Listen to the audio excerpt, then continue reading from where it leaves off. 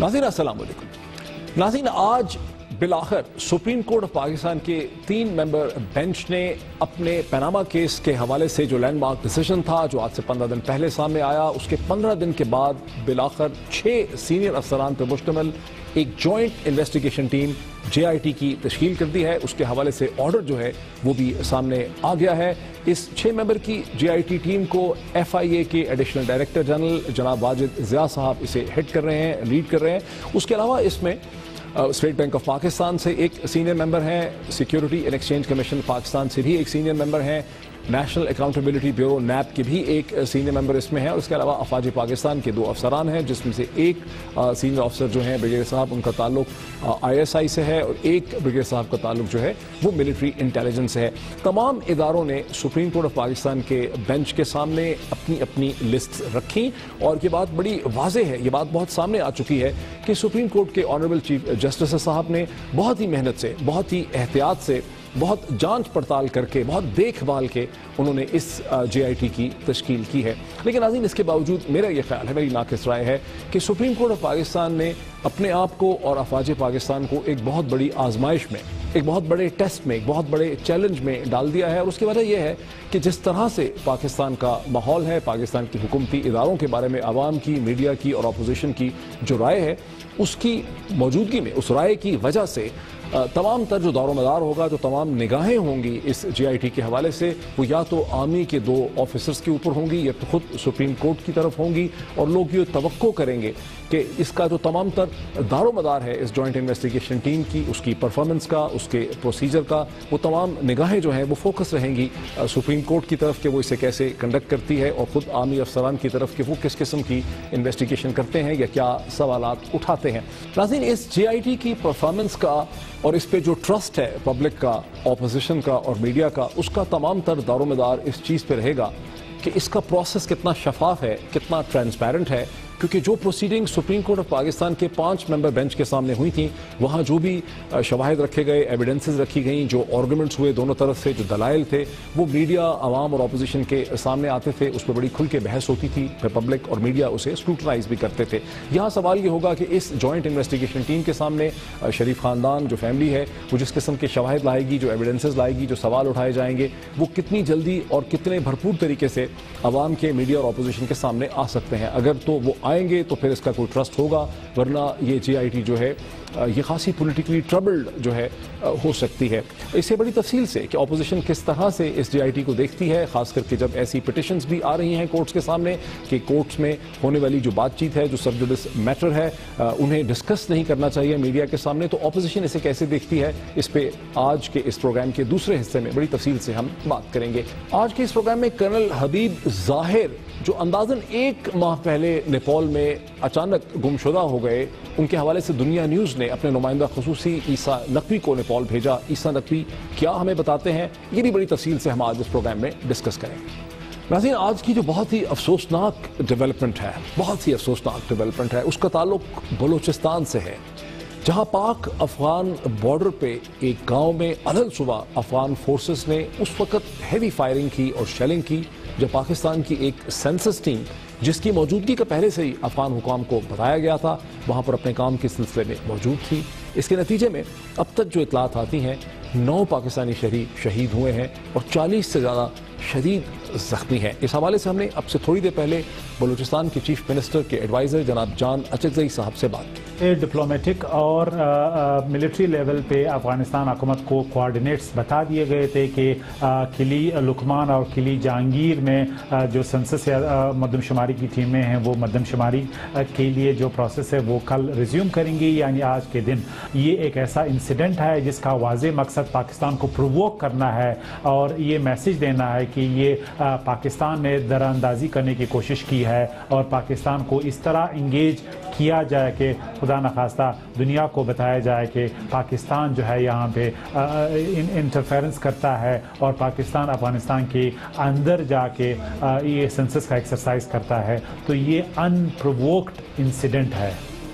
नाज़रीन, इस सूरत हाल का एक बहुत ही काबिल ज़िक्र और बहुत ही तशवीशनाक पहलू ये भी है कि गुज़िश्ता चंद हफ्तों में वज़ीर आज़म नवाज शरीफ साहब की स्पेशल हदायत पे पाकिस्तानी हुकाम ने افغانستان کی لیڈرشپ کو بڑے ہائی لیول پہ انگیج کرنے کی کوشش کی، جس کے نتیجے میں پاکستان کے نیشنل اسمبلی کے اسپیکر جناب ایاز صادق صاحب 15 ممبرز کا ایک ڈیلیگیشن لے کے کابل گئے، تمام لیڈرشپ سے ملاقات کی، اور عسکری قیادت میں پاکستان کے CGS chief of general staff general Bilal Akbar, اور اس کے بعد پاکستان کے انٹر سروسز انٹیلیجنس کے ہیڈ جنرل نوید مختار صاحب بھی کابل گئے، جہاں انہوں نے تمام لیڈرشپ کے ساتھ ملاقات کی۔ پریزیڈنٹ اشرف غنی کو پاکستان کی سویلین اور پاکستان کی ملٹری لیڈرشپ نے پاکستان آنے کی دعوت دی، جو انہوں نے رد کر دی۔ پاکستان نے سنسیئرلی کوشش کی ہے کہ جو صد مہری پیدا ہو گئی تھی پاکستان اور افغانستان کے تعلقات میں، وہ صد مہری توڑ دی جائے، اور اس کے لیے ایک ہائی لیول ڈپلومیسی جو ہے وہ لانچ کی ہے۔ پاکستان نے پولیٹیکل گورنمنٹ نے، پرائم منسٹر نے ایک بہت ہی ہائی لیول ڈیلیگیشن جس کی سربراہی جناب اسپیکر ایاز صادق صاحب کر رہے تھے، جس میں تمام پارٹیوں کی نمائندگی تھی، وہ کابل گیا، حکومتی لیول پہ تمام جو ان کے اسٹیک ہولڈر سے ان کو انگیج کیا۔ پریزیڈنٹ اشرف غنی اس میں شامل تھے، ڈاکٹر عبداللہ بھی شامل تھے۔ اس کے ساتھ ہمارے عسکری قیادت بھی ایک بہت ہائی پاور ڈیلیگیشن افغانستان گئی۔ CGS صاحب جنرل بلال اکبر تھے، ISI کے چیف نوید مختار صاحب تھے، لیکن بدقسمتی سے پاکستان کی ان سنسیئر کوششوں کے باوجود ہمیں یہ لگ رہا ہے، یہ فیل ہو رہا ہے کہ شاید افغانستان میں ابھی تک وہ ولنگنس نہیں ہے، کابل گورنمنٹ ولنگ پارٹنر نہیں ہے۔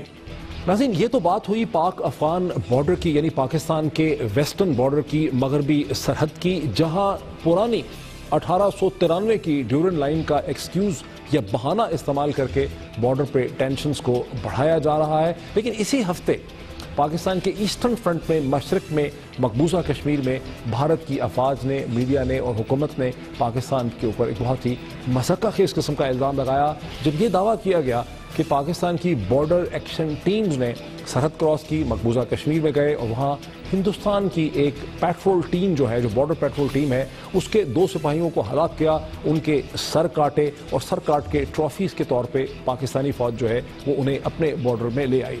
اس صورتحال کا جو دلچسپ پہلو ہے وہ یہ ہے کہ باوجود اس کے کہ دونوں کنٹریز کے، ہندوستان اور پاکستان کے ڈائریکٹر جنرل ملٹری آپریشنز یعنی DGMOs کی ہاٹ لائن پہ بات ہوئی، اور پاکستان کی افواج نے، ISPR نے، پاکستان کی حکومت نے، فارن آفس نے ایک سے زیادہ دفعہ بڑی کھل کے، بڑی تفصیل سے اس چیز کی وضاحت کی کہ ہمارے نالج میں اس قسم کا کوئی انسیڈنٹ، اس قسم کا کوئی واقعہ اس سیکٹر میں ہے ہی نہیں ہے، ہمارے حساب سے ایسا کوئی واقعہ ہوا ہی نہیں ہے۔ اور افواج پاکستان تو ایک ماڈرن پروفیشنل ملٹری آرگنائزیشن ہے، کوئی چنگیز خان کے زمانے کا میڈیول لشکر نہیں ہے، یہ کوئی داعش TTP نہیں ہے جو دشمن کے سپاہیوں کے سر ٹرافیز کے طور پہ کاٹ کے لے آئے۔ مگر اس کے باوجود، اس تمام ایکسپلینیشن کے باوجود اور اس الزام کے مذہقہ خیز ہونے کی باوجود، ہندوستان کے ملٹری چیف نے انتہائی ایگریسو انہوں نے پوزیشن اختیار کی، ان کے vice chief of the army staff جو ہیں انہوں نے بھی بہت ہی ایگریسو پوزیشن اختیار کی۔ ہندوستان میں پاکستان کے ہائی کمشنر جناب باسط صاحب کو بلایا گیا، ان کو بھی بہت تنبیہ کی گئی،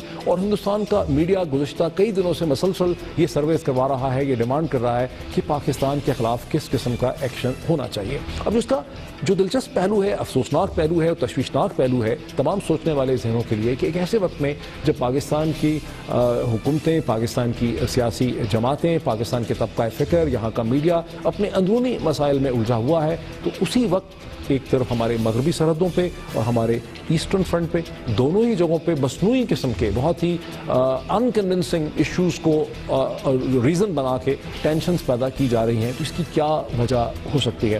ناظرین، ایک بریک لیتے ہیں، اور بریک کے بعد دیکھتے ہیں کہ سپریم کورٹ نے جو جوائنٹ انویسٹیگیشن ٹیم بنائی ہے اس پہ اپوزیشن کا کیا رد عمل ہے۔ After break.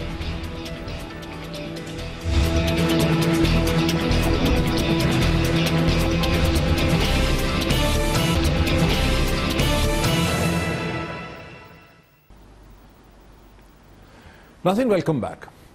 آپ میں سے وہ تمام لوگ جو گزشتہ 48 گھنٹوں سے ٹیلی ویژن کی سکرینز پہ نظریں رکھے ہوئے ہیں، شاید آپ مجھ سے اتفاق کریں کہ پاکستان پیپلز پارٹی کے پاس پنجاب میں گراؤنڈ سپورٹ ہے، فزیکل سپورٹ ہے یا نہیں ہے، لیکن جو انداز بیاں ہیں پاکستان پیپلز پارٹی کے لیڈران کا، ٹاکنگ ہیڈ کا، نواز شریف صاحب پہ حملے کرتے ہوئے، بھبتیاں کستے ہوئے، وہ شاید پاکستان تحریک انصاف کے پاس نہیں ہے، اور حکمران جماعت جتنی زچ پیپلز پارٹی کے ہاتھ ہو رہی ہے شاید PTI کے ہاتھوں نہیں ہو رہی ہے۔ ذرا میں ایک آپ کو اس کی جھلکیاں دکھاتا ہوں، پھر اس پہ بات کرتے ہیں۔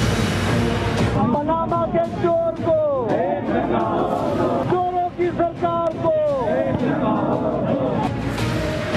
اور میاں نواز شریف یاد رکھ، اور پاناما شریف، اور گاڈ فادر، میں نہیں کہنا وہ بڑی اجازت بڑی عدالت میں بڑے جج چاہتے ہیں، وہ دستے صحیح کیتا کیا ہے. Nawaz Sharif, Panama leak, Dawn leak, تیری انشاءاللہ لیکیں نکالتے رہیں گے اور نکلواتے رہیں گے. جناب یہ پاناما کیس نہیں ہے کہ تجھے کوئی بچا لے، یہ ڈان لیک نہیں ہے کہ تجھے کوئی بچا لے، مگر اب لوڈ سے تجھے نہیں بچا سکتی. جس طرح ہم نے مشرف کو گھر بھیجا تھا، اب انشاءاللہ ہم نواز کو گھر بھیجیں گے. ناظرین، یہ انداز بیان جو ہے پاکستان پیپلز پارٹی کے ٹاکنگ ہیڈز کا، اس کو دیکھیں اور دوسری طرف صرف عمران خان آپ کو بولتے نظر آتے ہیں.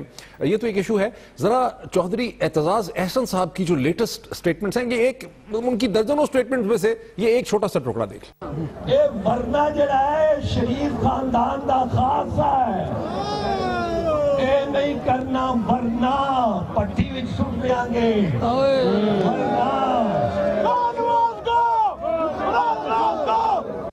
ناظرین، یہ تو آپ نے دیکھا. اب پاکستان تحریک انصاف کے اسپوکس پرسن، آپ کی جانی پہچانی شخصیت جناب فواد چودھری صاحب میرے ساتھ اسٹوڈیوز میں موجود ہیں. Very warm welcome to Fawad Chaudhry صاحب. فواد صاحب، پاکستان پیپلز پارٹی کے پاس سڑک پہ پاور ہو نہ ہو، پنجاب کے اندر ان کے پاس فزیکل اسٹرینتھ یا الیکٹورل اسٹرینتھ ہو نہ ہو، جس قسم کے کٹنگ حملے وہ کر رہے ہیں اور اس کی چیخیں جو ہیں وہ ہمیں پرائم منسٹر کے مطلب پرائیویٹلی آف دا ریکارڈ پتہ چل رہا ہے کہ پی ایم ایل این کی ٹیم جو ہے نا وہ بالکل تلتمائی ہوئی ہے ان حملوں سے. اسی وجہ سے شاید اگر آپ دیکھیں، آپ نے تصاویر دیکھی ہوں گی کہ گورنر زبیر صاحب جو ہیں، محترم زبیر صاحب نے ملاقات کی ہے ڈاکٹر عاصم کے ساتھ، اور وہاں سے ایک اپروچ کرنے کی غالباً جو اسپیکولیشن ہے کوشش کی جا رہی ہے کہ پیپلز پارٹی کو تھوڑا سا ہٹایا جائے. اچھا، جو اپنے سارے ابھی جن صاحبان کو بھی دکھایا ہے، قمر زمان قاہرہ صاحب ہیں، چودھری اعتزاز احسن صاحب ہیں، ندیم کھڑے تھے ساتھ، یہ تمام لوگ جو پاناما کے چور کو ایک دھکا اور دو، یہ ہے. لیکن یہ بنیادی طور کے اوپر پیپلز پارٹی پنجاب کا ایک فنکشن تھا جو انہوں نے کیا ہے. جو پیپلز پارٹی کا کرائسس ہے وہ ان کے ان ہیڈز کا نہیں ہے. یہ تو شاید اعتزاز احسن صاحب تو اتنے ہی کلیئر ہیں اس معاملات میں شاید جتنے ہم کلیئر ہیں. صرف یہ ہے کہ ان کا جو بڑا کرائسس ہے وہ کرائسس ہے جو زرداری صاحب کے لیول کے اوپر ہے، اور وہ ان کو وہ نہیں پتا کہ وہ کدھر جا رہے ہیں. جو پھر گورنر زبیر صاحب نے، محمد زبیر صاحب نے ملاقات کی ہے، جس کی تصاویر وہ کی تو گئی ہے آن دی ایکسکیوز آف ہائر ایجوکیشن، لیکن ظاہر ہے اس کو کوئی مان نہیں رہا. تو جو گورنر زبیر صاحب نے ملاقات کی ہے ڈاکٹر عاصم کے ساتھ، وہ پھر آپ سمجھتے ہیں کہ پیپلز پارٹی کو پیچھے ہٹانے میں کامیاب ہو جائیں گے پی ایم ایل این؟ دیکھیں، جو پیپلز پارٹی کی جو ابھی تک مسئلہ رہا ہے وہ یہ ہے، اور جو جس سے یہ تمام جو پنجاب کے لوگ ہیں وہ بھی تنگ ہیں اور ان کو بھی نہیں سمجھ آ رہی کہ کیا ہونا ہے، کہ ایک مہینہ پیپلز پارٹی اپوزیشن کرتی ہے، اگلے مہینے حکومت کے ساتھ بیٹھ جاتی ہے، اس کے بعد پھر اپوزیشن پہ آتے ہیں، پھر ادھر وہ دیکھتے ہیں جس طرف زیادہ جل رہا ہو معاملہ وہ اس میں شامل ہو جاتے ہیں. نواز شریف صاحب جب خود پھنسے ہیں، اب پی ایم ایل این کیا دے سکتی ہے پی پی پی کو اس سٹیج پہ الیکشن ایئر کے اندر 5واں سال؟ دیکھیں، وہاں پر تو جو سندھ کا جو معاملہ چل رہا ہے وہ تو billions and billions of rupees ہی ہیں جو فیڈرل گورنمنٹ سے جاتے ہیں. مثال کے طور کے اوپر خورشید شاہ صاحب کو آپ دیکھ لیں، اتنے پیسے ان کو کبھی بھی پیپلز پارٹی کے دور میں نہیں ملے جتنے پیسے سکھر میں ابھی نواز شریف صاحب نے دے دیے، یا جو ان کو ترقیاتی فنڈز دیے گئے، یا جس طریقے سے پھر آپ دیکھتے ہیں کہ جس طریقے سے اکاموڈیٹ کیا ہے پی ایم ایل این نے پیپلز پارٹی کو اس سارے دور میں جب ضرورت ہوتی ہے. ابھی بھی یہ ریلیشن شپ قائم ہے کیا؟ یہ ریلیشن شپ اوپر نیچے ہوتا رہتا ہے. پچھلے دونوں میں ہم نے دیکھا یہی ہے کہ یہ ریلیشن شپ اوپر نیچے ہوتا رہتا ہے. سندھ کے حوالے سے پنجاب کی جو پیپلز پارٹی ہے وہ تو خود بھی نیگلیکٹڈ ہی فیل کر رہی تھی، اور ان کو تھا کہ وہ ان کی پالیسی میں کوئی سے نہیں ہے جو نہیں ہے، کیونکہ سندھ پیپلز پارٹی ڈیٹرمن کرتی ہے پیپلز پارٹی کی پالیسی کو. بلاول بھٹو نے آپ نے دیکھا بڑا اگریسو سٹینڈ لیا، پھر ان کو پیچھے کر دیا گیا، پھر زرداری صاحب آ گئے. سو پیپلز پارٹی کی جو مائکرو پالیٹکس تو بعد میں ہوگی، پہلے وہ اپنی میکرو پالیٹکس تو ٹھیک کر لیں. کیا یہ ممکن ہے کہ پی ٹی آئی اس پہ سوچتی ہے کہ پیپلز پارٹی کے ساتھ بہتر روابط سیکنڈری لیول میں، بلاول کے لیول میں، آصفہ کے، بختاور کے، اعتزاز احسن کے، مولا بخت چانڈیوں کے، قاہرہ کے لیول میں کم از کم آپ لوگوں کی ایک کوآپریشن ہو؟ کیا کوئی ایسی تھنکنگ ہے آپ کی؟ میرا یہ خیال ہے کہ پیپلز پارٹی کا جو پاور بیس ہے پی ٹی آئی کا، پیپلز پارٹی سے وہ متصادم ہے. پیپلز پارٹی کو لوگ دیکھتے ہیں یا جو پاور بیس ہے پی ٹی آئی کا وہ دیکھتا ہے as a synonyms of Nawaz Sharif, اور جو کرپشن کے ایلیگیشن نواز شریف صاحب کے اوپر ہیں وہی زرداری صاحب کے اوپر بھی ہیں, جو مس گورننس اور مال گورننس کے ایلیگیشنز ان کے اوپر ہیں وہ ان کے اوپر بھی ہیں. لہٰذا ان اے جنرل سینس اگر ایک بڑی پالیٹکس میں آپ دیکھیں گے تو پی ٹی آئی کا ممکن نہیں ہے کہ وہ پیپلز جو پی ٹی آئی کی پالیٹکس ہے وہ رد میں ہے. اگر آپ کے اس انالیسس کو مان لیا جائے کہ یہ ابھی بھی یہی انالیسس ہے تو پھر تو سونر اور لیٹر پاکستان پیپلز پارٹی کچھ شور مچا کے کچھ گین کر کے پی ایم ایل اس راستے سے ہٹ جائے گی, پیناما کے راستے سے, وہ تو پھر جا ملے گی نواز شریف صاحب کے ساتھ. پیپلز پارٹی کا ایک اور انٹرنل جو کرائسس ہے وہ یہ ہے کہ جو پنجاب میں جو پارٹی کی اپوزیشن ہے, دیکھیں پہلے ہی زرداری صاحب نے جو پالیٹکس کی ہے اس کے نتیجے میں جو پیپلز پارٹی کی ایک بہت بڑی پارٹی تھی, 40 سال کی ایک پارٹی ہے جو پورے پاکستان کی پارٹی تھی, اور آپ کو یاد ہوگا بے نظیر بھٹو کو تو کہا ہی جاتا تھا کہ چاروں صوبوں کی زنجیر بے نظیر, تو وہ پارٹی انٹیریئر سندھ تک محدود ہو گئی. پیپلز پارٹی کی جو پالیٹکس رہی ہے پچھلے زرداری صاحب نے جب سے اس کو سنبھالا ہے وہ ایک سندھی پارٹی بن کر سامنے آئی ہے. یہ پاکستان کے انٹرسٹ میں بھی نہیں ہے, پیپلز پارٹی کے انٹرسٹ میں بھی. یہ جو جیسے وزیر اعظم نے الزام لگایا کہ پی ٹی آئی جلسی کرتی ہے, جلسے نہیں کرتی, تو یہ جو نوشہرہ کی غالباً آپ لوگوں کی جلسی ہے آج, اس کی کیا اہمیت ہے, یہ جو جلسیاں کر رہے ہیں آپ لوگ اس وقت؟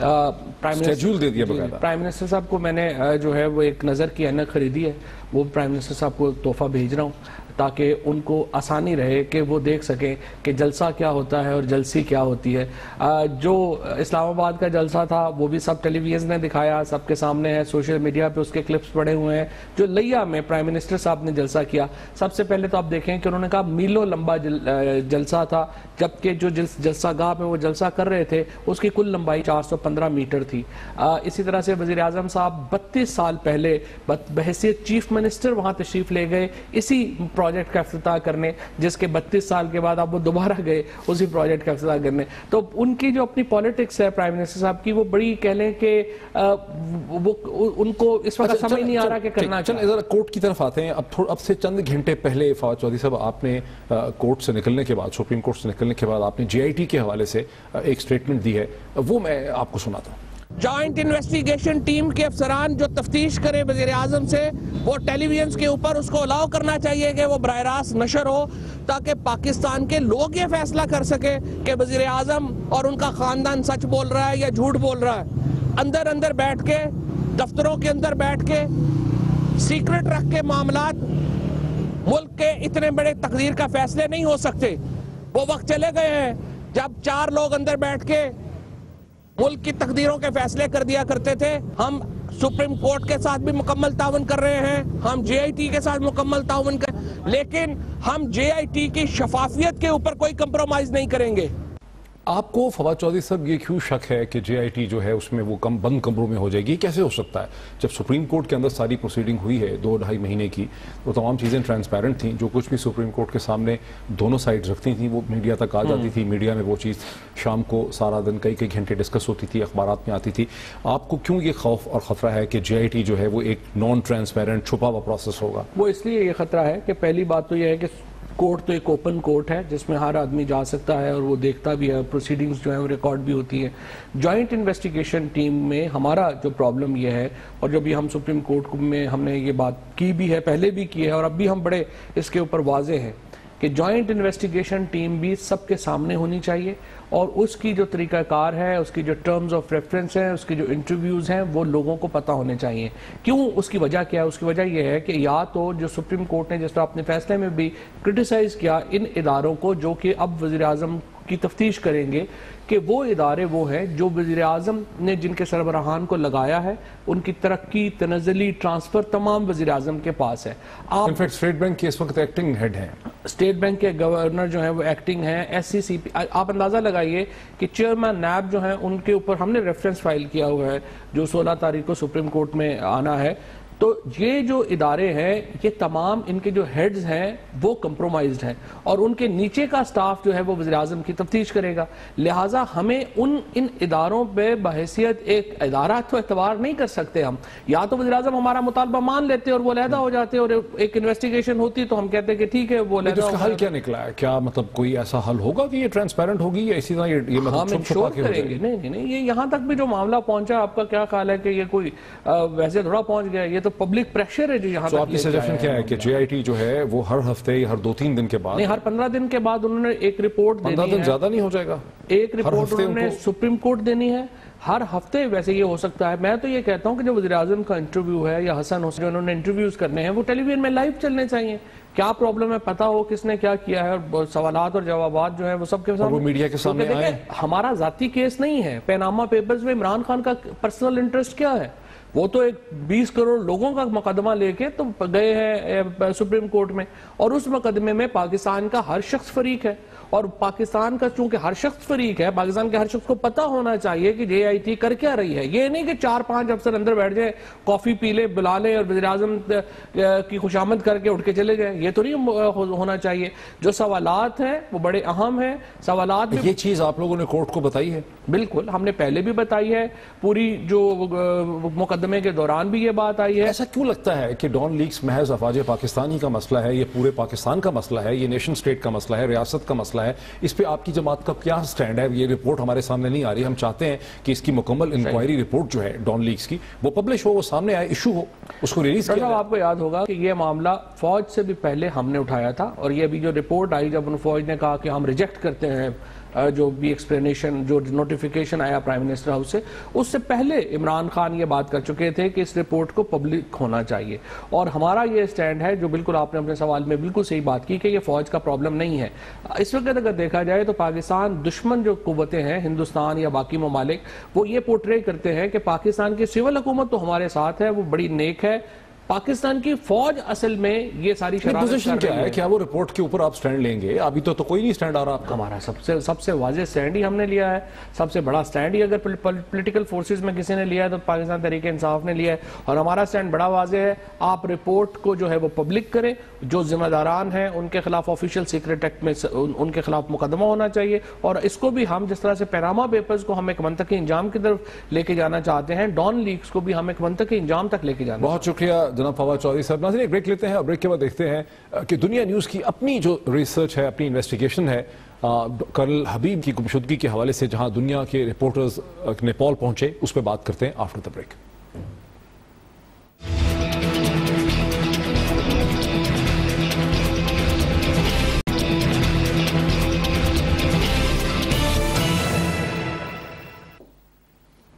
ناظرین ویلکم بیک. ناظرین گزشتہ مہینے اپریل کے پہلے ہفتے میں پاکستان آرمی کے ریٹائرڈ افسر کرنل حبیب ظاہر نیپال ہندوستان بارڈر پہ اچانک گم شدہ ہو گئے. چونکہ ان کی گمشدگی کے فوراً بعد کلبھاشن کی پھانسی کا حکم بھی سامنے آیا، اس لیے ایک عام قیاس آرائی ہے پاکستان میں کہ انہیں ہندوستان کی ایکسٹرنل انٹیلیجنس ایجنسی رو نے اٹھایا ہوگا، اور مقصد غالباً کلبھاشن کے ساتھ ٹریڈ آف کرنا تھا. دنیا نیوز کے نمائندہ خصوصی جناب عیسیٰ نقوی نیپال پہنچے اسے انویسٹیگیٹ کرنے کے لیے. میرے ساتھ اس وقت اسٹوڈیوز میں موجود ہیں، لیکن سب سے پہلے میں آپ کو ایک رپورٹ دکھاتا ہوں اسی حوالے سے.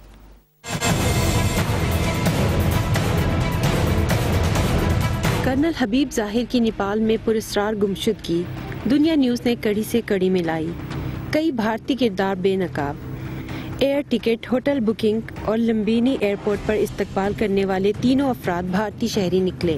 کرنل حبیب ظاہر 6 اپریل کو صبح امان ایئر لائن کے ذریعے پہلے کھٹمنڈو اور پھر دن 1 بجے ہدا ایئر لائن کی پرواز سے ضلع لمبینی کے بہروا ایئرپورٹ پہنچے. بہروا ایئرپورٹ پر حبیب ظاہر کا استقبال ڈولی رینچل نامی بھارتی شہری نے کیا. رینچل ہی کرنل حبیب ظاہر کو سفید رنگ کی گاڑی میں بٹھا کر بھارتی سرحد کی جانب لے گیا. یہ انکشاف بھی ہوا کہ ڈولی رینچل 4 اپریل کو اس خصوصی مشن کے لیے لمبینی آیا تھا. ذرائع کے مطابق حبیب ظاہر کے لیے کھٹمنڈو تک کا فضائی ٹکٹ ایک اور بھارتی شہری سفل چودھری نے پریشیس ٹریول اینڈ ٹورز نامی کمپنی سے خریدا. دنیا نیوز کی تحقیقات کے مطابق حبیب ظاہر نے نیپال پہنچ کر مقامی موبائل کمپنی کی سم بھی خریدی. حبیب ظاہر کی موبائل سم پر سگنلز دوپہر 2:45 تک موصول ہوتے رہے. ان کی سم پر آخری سگنل مایا دیوی مندر کے ٹاور سے موصول ہوئے. مایا دیوی مندر سے نیپال اور بھارت کے درمیان کالی ڈا نامی سرحدی کراسنگ محض 7 کلومیٹر دور ہے. حبیب ظاہر کے لیے ہیت ریجنسی نامی ہوٹل میں بکنگ بھی بھارتی خاتون سابو راجوری نے کرائی، جو کھٹمنڈو کی ایک کمپنی میں مارکیٹنگ مینیجر کے روپ میں کام کرتی ہے.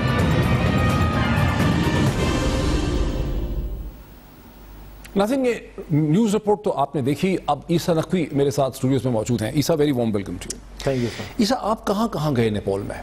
ڈاکٹر صاحب بڑا انٹرسٹنگ وزٹ رہا اور بہت انفارمیٹیو بھی, کیونکہ یہ کیس آبویسلی ایک ایسا تھا جس کے حوالے سے بہت سی چہمگوئیاں کی جا رہی تھیں, and it was really being a journalist very informative to actually travel.